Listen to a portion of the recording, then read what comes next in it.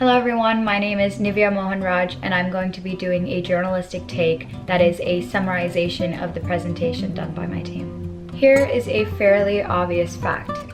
We are surrounded by architecture for a majority of our lifetimes. It is a reflection of our habits, routines, and have a prominent subconscious impact on our psychological behavior in a space. But it's also the track record that holds our fort for achievement for us as a civilization. A quick recap on this presentation is that architecture is the physical thing. The building as a precedent and type, signifying culture, shaping identity, and leaving monument as a legacy. It is the physical thing that communicates our past to us and helps us shape our future. And here's a short summary on our presentation. Highlighted point number 1 is symbolizing culture. When we think about cities around the world, there's almost always a major landmark that comes into our conversation. When we talk about Paris, it's the Eiffel Tower, Rome, the Colosseum. When we talk about India, it's Taj Mahal, and Sydney is the Opera House. It shows that it holds an identity for the locals of the place, a symbol or a beacon of their establishment. It is not too far off to deduct behavior patterns of those respective cultures based on the analysis of these physical things and the design of its built. Highlighting point number 2 is sharing stories of our past civilizations. By analyzing design and architecture of past preserved civilizations, we're able to accurately deduct routine patterns of them and learn.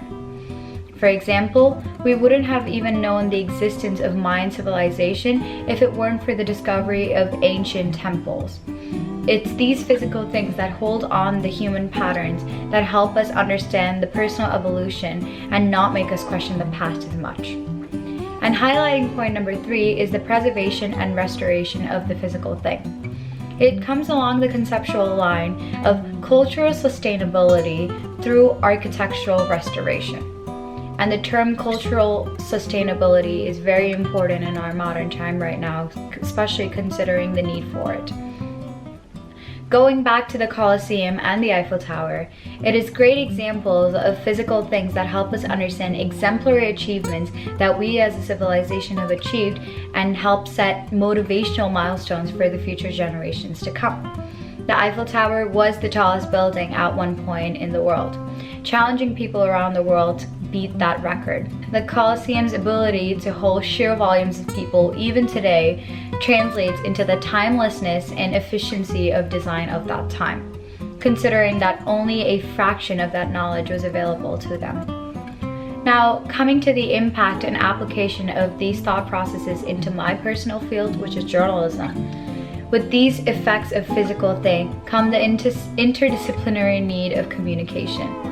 We highlighted the important aspects of research and need for restoration of buildings that could be shined upon the present examples like debates on the remodeling of the Notre Dame in Paris.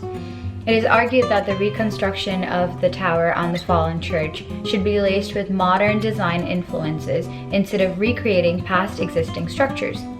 So the important question that we need to think about in regards to this presentation to our modern time is, where do we draw the line between cultural preservation and cultural representation? Because this presentation has been a great example of explaining what the actual impact of these physical things are in our day-to-day lives. It is important debates like this that journalism helps amplify and include different voices in. Without the physical thing, journalism will not be able to share the findings of culture and evoke conversations for a more cohesive decision.